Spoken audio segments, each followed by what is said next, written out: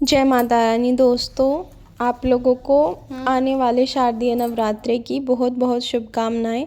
माँ भगवती अम्बे माँ आप लोगों पर, आपके परिवार पर अपनी कृपा दृष्टि हमेशा बनाए रखें।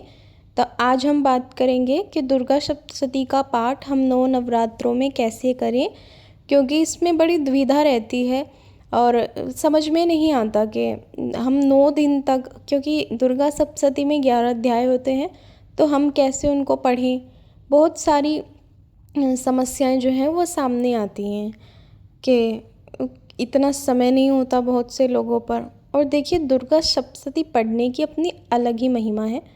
वो खुद में ही इतनी ज्ञानवान पुस्तक है कि आप अगर उसको पढ़ेंगे तो आप का घर, आप एकदम भक्तिमय हो जाएंगे। और उसमें इतनी शक्ति है कि जब आप उसको पढ़ोगे तो एक अलग ही शक्तित्व जो है वो आप अपने अंदर महसूस करोगे।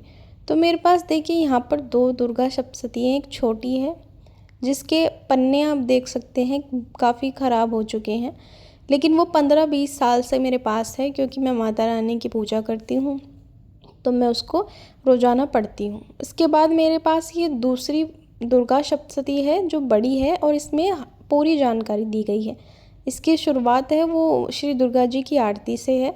ये मैं नवरात्रों में पढ़ती हूँ। जब नवरात्रे आते हैं चैत्र के और शारदीय, तब मैं दोनों नवरात्रों में बड़ी दुर्गा सप्तशती पढ़ती हूँ, लेकिन मैं अपनी रोज़मर्रा की पूजा में छोटे वाली दुर्गा सप्तशती से पढ़ती हूँ। तो इसमें यहाँ पे दिया गया है समायाचना।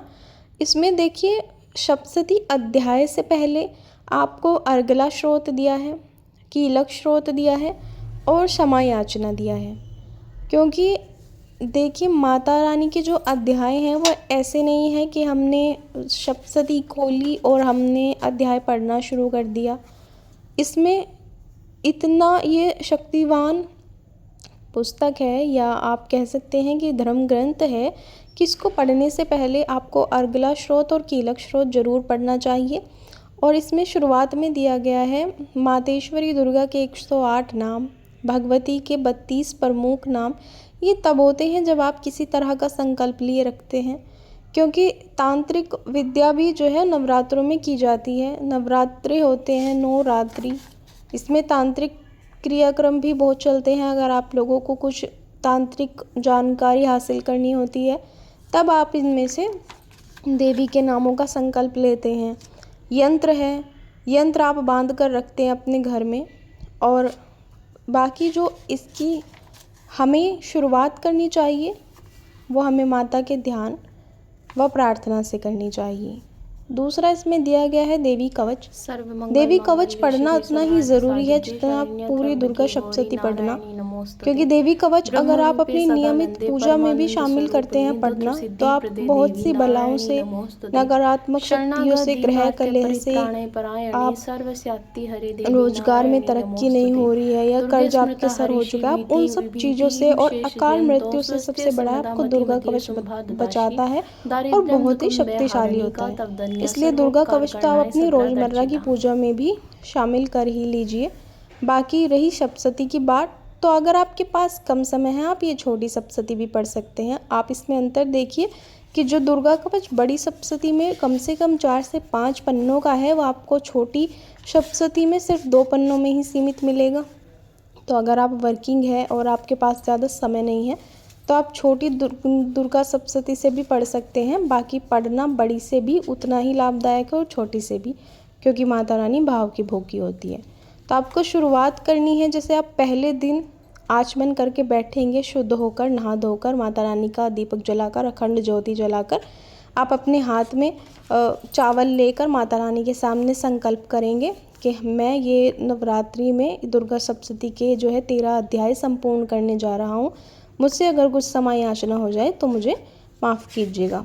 इसके बाद आप दुर्गा कवच पढ़ेंगे। आप पहले दिन अर्गला श्रोत, कीलक श्रोत सब पढ़ेंगे और फिर आप पहला अध्याय पढ़ेंगे। अब इसमें अध्याय 13 हैं और नवरात्रि 9 होते हैं। किसी के यहाँ अष्टमी के दिन पूजन होता है, किसी के यहाँ नवमी के दिन। अब जिस दिन आप लोगों के यहाँ कन्या पूजन होता है उस दिन आप लोगों को अपनी दुर्गा सप्तशती संपूर्ण कर देनी चाहिए। मेरे यहाँ अष्टमी का पूजन होता है तो मैं 13वां अध्याय, 8वां और 13वां अध्याय अष्टमी वाले दिन सुबह पढ़कर उसको संपूर्ण कर लेती हूँ, क्योंकि कन्या पूजन आप दुर्गा सप्तशती को संपूर्ण करने के बाद ही कराएं। जैसे आप अपने घर में रामायण का पाठ कराते हैं, तो रामायण का पाठ जब संपूर्ण हो जाता है तब आप भंडारा करते हैं, तो वैसा ही दुर्गा सप्तशती में भी है। तो मैं करती हूँ ऐसा कि मैं पहले दिन पहला और 12वां अध्याय पढ़ती हूँ, दूसरे दिन मैं दूसरा और 11वां अध्याय पढ़ती हूँ।